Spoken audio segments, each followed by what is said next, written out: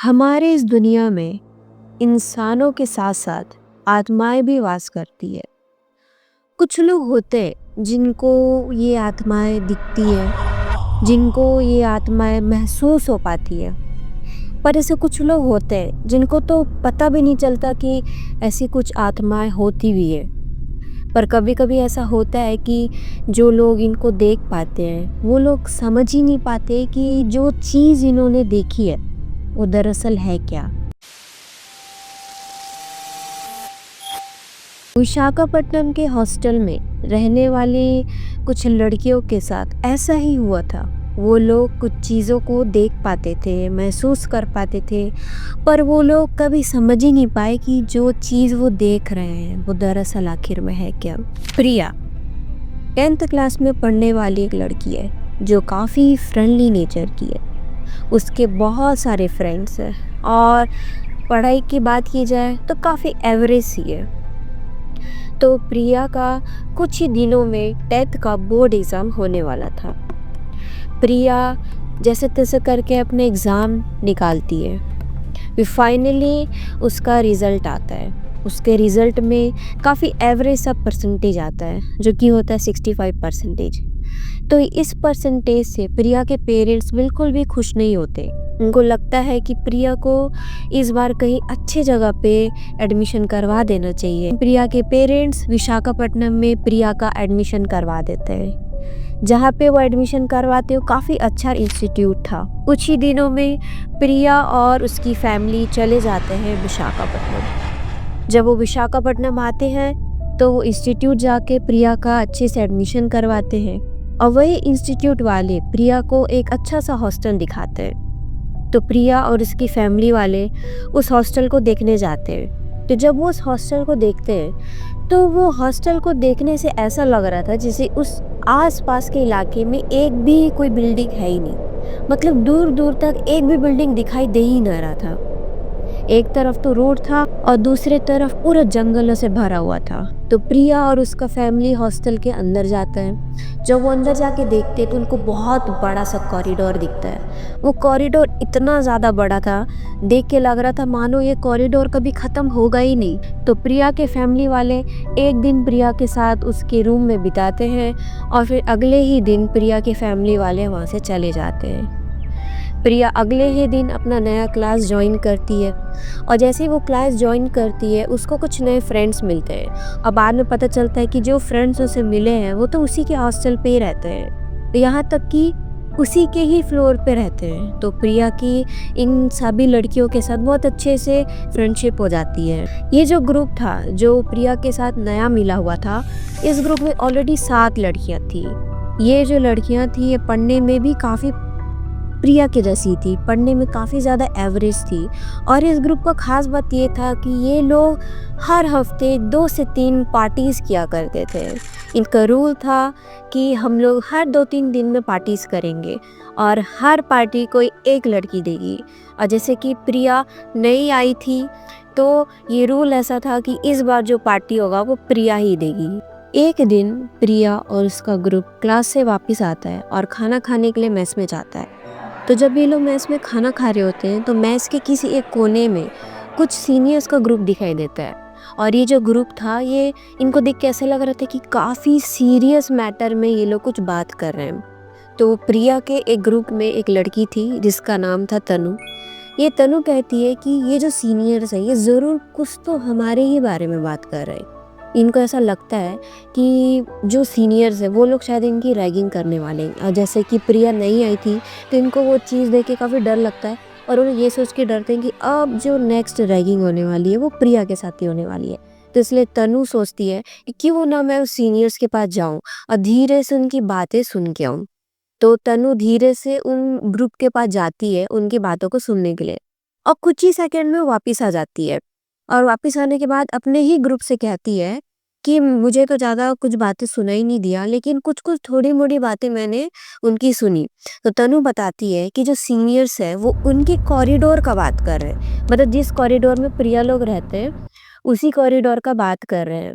वो लोग कह रहे थे कि अच्छा हुआ ये साल हम लोग ऊपर वाले कॉरिडोर से शिफ्ट होके नीचे वाले कॉरिडोर में आ गए। बस इतनी सी ही बातें तनु उनको बता पाती है। और ये बात सुन के प्रिया और उसका ग्रुप एकदम ऐसे बोलता है कि ज़्यादा कुछ तो पता ही नहीं चला इन बातों से। तो ये लोग इस बात को उतना ध्यान नहीं देते और वापस अपना खाना खाने लगते हैं। खाना खाने के बाद प्रिया और उसका ग्रुप वापस अपने अपने कमरे में चला जाता है और थोड़ा देर होता है, लगभग 8-9 बजते हैं रात के टाइम पे, और प्रिया के कमरे में दस्तक होती है। जैसे ही दस्तक होती है, प्रिया तुरंत अपने रूम का गेट खोलती है और वो देखती है कि तनु और वो ग्रुप हाथ में चिप्स और कोल्ड ड्रिंक पकड़े हुए थे। तो ये लोग प्रिया को लेके उसी कॉरिडोर के एक रूम नंबर 3 के पास जाते हैं। तो उस रूम नंबर जैसे 3 के पास जाते हैं तो वहाँ पे प्रिया देखती है कि उस कमरे में बहुत बड़ा सा ताला लगा हुआ होता है। तो प्रिया देख के पूछती है कि इस कमरे में तो ताला लगा हुआ है और शायद ये किसी लड़की का कमरा होगा, हम लोग ऐसे कैसे दूसरी लड़की के कमरे में पार्टी कर सकते हैं। तो तनु कहती है कि ये जो कमरा है ये लगभग 3-4 साल से बंद पड़ा हुआ है और पता नहीं क्यों वार्डन से हम लोग एक बार चाबी मांगे थे और वो इस कमरे का चाबी दी ही नहीं, तो हमको मजबूरन में उनके पास से चाबी चुरानी पड़ती है। और ये एक सीक्रेट बात है, इस कॉरिडोर में बाकी किसी भी लड़कियों को नहीं पता है कि हम इस रूम में पार्टी करते हैं। तो तनु तुरंत चाबी निकालती है और उस कमरे का गेट खोलती है। ये लोग अंदर रूम में जाते हैं और ये लोग बढ़िया पार्टी वगैरह करते हैं। जैसी पार्टी होता है, लगभग रात की 11-12 बजे इनकी पार्टी ख़त्म होती है और फिर सब लोग वापस अपने अपने कमरे में चले जाते हैं। रात का लगभग 2 बजता है। प्रिया को वॉशरूम लगता है। तो इनका जो वॉशरूम था वो ऐसा था कि इनके कमरे में नहीं था, वो हर कॉरिडोर के एक कोने में वॉशरूम था, जहाँ पे उस कॉरिडोर की जितनी भी लड़कियाँ थी वो सभी उस वॉशरूम को यूज़ करती थी। तो प्रिया रात के 2 बजे अपने कमरे से निकलती है और वॉशरूम की तरफ जाती है। अब जैसे कि कॉरिडोर बहुत बड़ा था और रात के टाइम पे ज़्यादा लाइट भी नहीं जलता था, आधा से ज़्यादा तो अंधेरा रहता था। तो वो अंधेरे से गुजरते गुजरते उस बाथरूम की तरफ जाती है। जैसे वो बाथरूम की तरफ जाती है, प्रिया को पता चलता है कि उसके पीछे एक और लड़की आ रही है वॉशरूम करने के लिए। तो प्रिया जैसे कि काफ़ी नींद में रहती है तो वो इतना ध्यान नहीं देती कि उसके पीछे कौन लड़की आ रही है। तो ये दोनों ही वॉशरूम में घुसते। तो जैसे ही लोग वॉशरूम में घुसते तो जो सबसे पहला वाला जो बाथरूम रहता है वहाँ पे प्रिया घुसती है और उसके जो बाजू वाला बाथरूम रहता है वहाँ पे वो दूसरी लड़की घुसती है।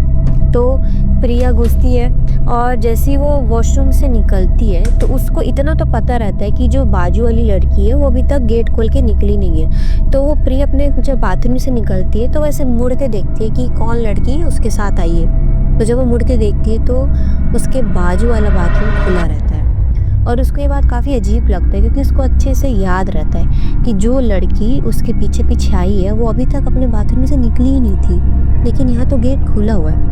उसको लगता है कि शायद वो काफ़ी नींद में है, उसको समझ नहीं आया होगा, तो वापस वो अपने कमरे में चले जाती है। अगले दिन रात का ऐसे ही कुछ 2 से ढाई बजा होता है और इस बार वॉशरूम जाना होता है तनु को। तो तनु उठ के जाती है वॉशरूम के लिए और जब वो वॉशरूम के पास जाती है तो वहाँ पे एक बहुत बड़ा खिड़की रहता है। मतलब जैसे ये वॉशरूम है तो वॉशरूम के जस्ट इस तरफ एक बड़ा सा खिड़की रहता है जिसे देखने से जस्ट वहाँ से जंगल दिखता है। मतलब यहाँ से अगर ये आर पार देखोगे तो आपको पूरा जंगल दिखाई देगा।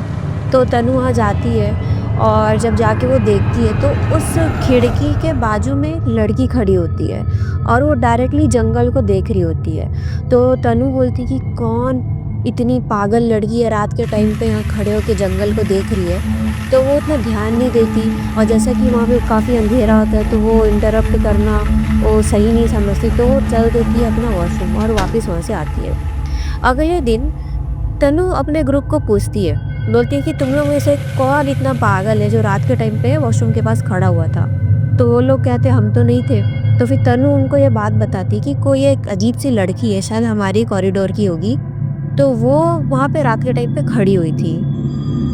तो प्रिया कहती है मेरे साथ भी ऐसे ही कुछ हुआ था, एक लड़की मेरे पीछे से वॉशरूम के लिए आई थी और जब मैं उसके बाथरूम पे देखी तो वो गेट खुला हुआ था, पता नहीं वो लड़की कहाँ चली गई। तो ये लोग को लगता है कि इनके कॉरिडोर में रहने वाली कोई लड़की है जो प्रैंक कर रही है, जो इनको डराना चाहती है। तो फिर तनु और उसका ग्रुप मिलके प्लान करता है कि इस लड़की को पकड़ा जाए, कि जो भी लड़की इनके साथ प्रैंक कर रही है बड़ा गंदा वाला, तो इस लड़की को पकड़ा जाए। लेकिन जैसे ये लोग प्लान करते रहते हैं इनको अचानक से याद आता है कि अगले 1 हफ्ते के बाद इनका एग्ज़ाम है और ये एग्ज़ाम कुछ ऐसा था कि जो भी बच्चा इस एग्ज़ाम में फ़ेल होगा उसके पेरेंट्स को घर से बुलाया जाएगा और बड़ा तगड़े से उस बच्चे को उसके पेरेंट्स के सामने डांट पड़ेगा। तो तुरंत ये लोग इस प्लान को एकदम ऐसे बंद करते हैं, बोलते हैं कि अभी ये प्लान नहीं करते, कुछ दिन बाद कर लेंगे, पहले एग्ज़ाम वगैरह निपटाते हैं। अब जैसे कि ये जो एग्ज़ाम था ये काफ़ी ज़्यादा इम्पॉर्टेंट था, तो इस एग्ज़ाम को लेके पूरे बच्चे परेशान हो जाते हैं और ये लोग प्लान करते हैं कि जो रूम नंबर 3 है उसमें जाके ये लोग एक साथ बैठ के ग्रुप स्टडी करेंगे। तो ये लोग फिर अपने रूम जाते हैं और फिर जैसे रात का 7-8 बजता है ये लोग सब उस रूम में आते हैं। ये लोग अपनी कॉपी वगैरह लेके उस रूम में आते हैं और सब लोग अपना अपना जगह लेके बैठ जाते हैं। अब थोड़े देर के बाद इनको ऐसा फील होता है कि उस कमरे में किसी ने पंखा चालू कर दिया हो। बहुत तेज़ी से ऐसे हवा उड़ने लगता है। इनकी जो कॉपी के जो पेजेस होते हैं ये सब ऐसे उड़ने लगते हैं, इनके बाल उड़ने लगते हैं। तो एक दूसरे को लोग बोलते हैं कि कौन पंखा चालू कर दिया, कौन पंखा चालू कर दिया करके। तो सब बोलते हैं कि हमने तो किया ही नहीं। तो फिर ये लोग तुरंत मुंडे से ऊपर उठा के देखते हैं कि पंखा चल भी रहा है कि नहीं, और जब ये लोग देखते हैं तो पंखा बंद था। और इस पॉइंट पे इनको काफ़ी अजीब लगता है कि पता नहीं, हमने तो कोई भी चालू किया ही नहीं है, तो ये हवा कहाँ से आ रहा है। फिर इनको लगता है कि शायद कमरे की खिड़की खुली होगी जहाँ से हवा आ रहा है। तो जैसे ये लोग खिड़की के तरफ देखते हैं तो इन लोग को दिखता है कि खिड़की भी बंद है। थोड़ी देर के बाद अचानक से एक कुर्सी खसकने का आवाज़ आता है। ऐसा लगता है जैसे कि कोई कुर्सी खसका के उस कुर्सी में बैठा है। तो ये लोग सब फिर से एक दूसरे को देखने लगते हैं, क्योंकि सब तो बैठ के अपना अपना पढ़ाई कर रहे थे। इनको ऐसा लगता है कि शायद हम में से ही कोई कर रहा होगा जिसको ध्यान नहीं होगा करके। तो ये लोग इस बात को उतना ध्यान नहीं देते और फिर पढ़ के ये लोग वापस अपने अपने कमरे में चल देते हैं। तो ये लोगों का एग्ज़ाम होता है और फिर एग्ज़ाम होने के बाद इनका रिज़ल्ट आता है। तो इस ग्रुप में जितनी भी लड़कियां थी सब पास हो जाती है सिवाय प्रिया को छोड़ के। प्रिया हो जाती है फेल। तो लेकिन होता है कि टीचर्स थोड़े ज़्यादा डरा देते हैं, लेकिन उतना वो लोग एक्शन लेते नहीं है। तो इस बार भी ऐसे होता है कि प्रिया को भले डर रहता है कि उसके पेरेंट्स को बुलाया जाएगा, लेकिन उसको फर्स्ट टाइम रहता है तो उसको ऐसे माफ़ कर देते हैं। तो प्रिया लेकिन अंदर से काफ़ी सैड थी, क्योंकि उसको ऐसा लगता है कि इस बार भी मेरे पेरेंट्स मेरे से नाखुश रहेंगे कि मैं फिर से एग्ज़ाम में फ़ेल हो गई। तो वो ऐसे काफ़ी सैड होके वो अपने कॉरिडोर पे ऐसे टहलते रहती है। और वो जब ऐसे टहलते रहती है तो उसको ऐसे आइडिया आता है कि एक काम करती हूँ, रूम नंबर 3 में जाती हूँ, वहाँ पे अकेला बैठ के पढ़ लेती हूँ। तो वो तुरंत तनु को कहती है कि चाबी ला दे मेरे लिए। तनु तुरंत जाती है, वार्डन से चाबी चुरा के ला के प्रिया को दे देती है। तो प्रिया अकेले ही खोल के रूम को पढ़ने लगती है अकेला। फिर उसको अचानक से वॉशरूम लगता है तो वो उठ के जाती है वॉशरूम। और जब वो वॉशरूम से वापस आ रही होती है, वो जैसी रूम नंबर 3 के पास ऐसे पहुंचने वाली होती है तो उसको दिखता है कि उसका जो गेट है वो हल्का सा खुला हुआ है। और उसको याद था कि वो गेट बंद करके गई है, लेकिन उसको दिखता है कि गेट थोड़ा सा ऐसा खुला हुआ है। और वो ऐसे देखती है कि कौन उसके कमरे में घुस गया। उसको लगता है कि शायद तनु में से कोई घुसा होगा।